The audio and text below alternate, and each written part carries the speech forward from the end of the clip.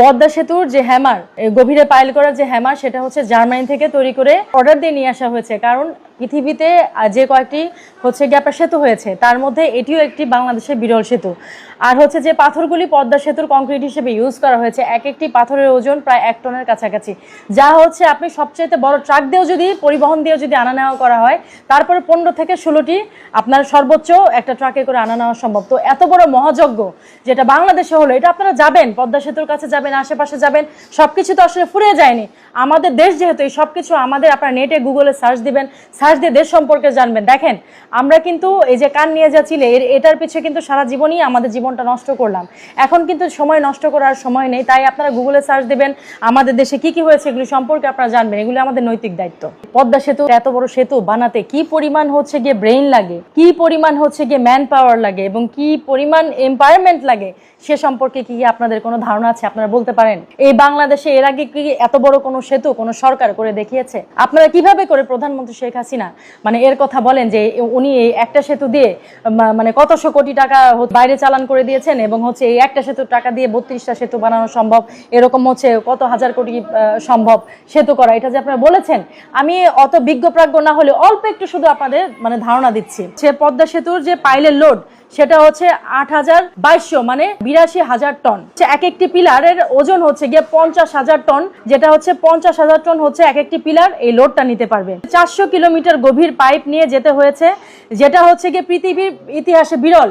এই হচ্ছে 400 মিটার গভীরে আপনি হচ্ছে আমাজনে, ওখানে হচ্ছে গিয়ে একটা ব্রিজ আছে আমেরিকাতে, সেই একটা ব্রিজ হয়েছিল, এবং দুই একটা খুব বিরল যে আপনার 400 মিটার গভীরে কোনো পাইপ নিয়ে যাওয়া হয়। তো আমাদের হচ্ছে গিয়ে এই পদ্মা সেতুর জন্য সেই 400 মিটার গভীরে পাইপ নিয়ে যাওয়া হয়েছে। পদ্মা সেতুর পিলারের যে হচ্ছে গিয়ে আপনার গভীরতা, সেটা একটা 42 তলা বিল্ডিং এর সমান। এটা কি ইমাজিন করা যায় যে বাংলাদেশের মতো আমরা একটা উন্নয়নশীল দেশ, যে দেশে হচ্ছে আমরা বারবার দেখেছি তলাবিহীন জুড়ি, যে দেশে হচ্ছে সম্ভবই না মানুষের বেকারত্ব দূর করা, সেই দেশে বেকারত্ব তো দূরীকরণ করেছেন এই পদ্মা সেতুর মতো একটা সেতু, যেটা হচ্ছে গিয়ে আমাদের বাংলাদেশে করে দেখিয়েছেন। আপনারা একটু নেটে সার্চ করে দেখবেন, প্রধানমন্ত্রী শেখ হাসিনা, আওয়ামী লীগ এবং দেশের সাধারণ জনগণ নিয়ে যে আরম্ভ হয়েছে, আমার মনে হয় এখন আমাদের দেশ সম্পর্কে নিজেদেরই জানা উচিত, এবং উনি যা যা করেছেন সেই সমস্ত কিছু নিয়ে ওনাকে নিয়ে বিশ্লেষণ করা উচিত যে কেন আমরা ওনাকে চাই। উনি ওনার একটা স্টেটমেন্টে আমি শুনেছি যে উনি হচ্ছে পারিবারিক ডাক্তার হিসেবে হচ্ছে যখন জননেত্রী শেখ হাসিনার সাথে দেখা করতে যেতেন, তো তখন উনি হচ্ছে গিয়ে ওনাকে দেখতেন, সারাদিন উনি হচ্ছে ছক করছে। কি ছক করছে?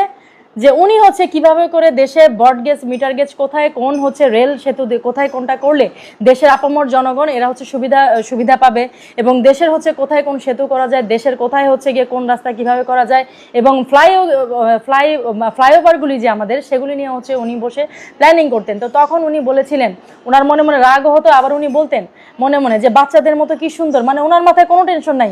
উনি যে জেল থেকে আরম্ভ করে গৃহবন্দী ছিলেন, উনি শুধু এটাই ওনার টেনশন ছিল যে বাংলাদেশ উনি কিভাবে করে উন্নয়ন করবেন। তো তখন তিনি বলেছিলেন যে আপনাকে যে কোনো মুহূর্তে অ্যারেস্টিং করা হতে পারে, আপনি যে কোনো মুহূর্তে জেলে যেতে পারেন, আপনি এগুলি করছেন, এগুলি কবে করবেন? তখন উনি কিন্তু এখনকার মতো তখনও বলেছিল যে দেখো, আমি যদি জেলে যাই, দেশের মানুষ আমার জন্য আন্দোলন করবে, আমাকে বের করে নিয়ে আসবে, এবং দেশে একটা নির্বাচন হবে, সেই নির্বাচনে আমি জয়যুক্ত হব, এবং যখন হচ্ছে মানুষের জন্য আমি দাঁড়াবো, তখন এই কাজগুলি করব। তো আমার তো আসলে তো সময় নেই, কে কি করছে আমার বিরুদ্ধে, কে কি না করছে, এগুলি নিয়ে হচ্ছে গিয়ে আমি চিন্তা ভাবনা করবো। আমার চিন্তা ভাবনা আমার দেশ নিয়ে, আমি একটা সেকেন্ড আমার দেশের বাইরে আমি চিন্তা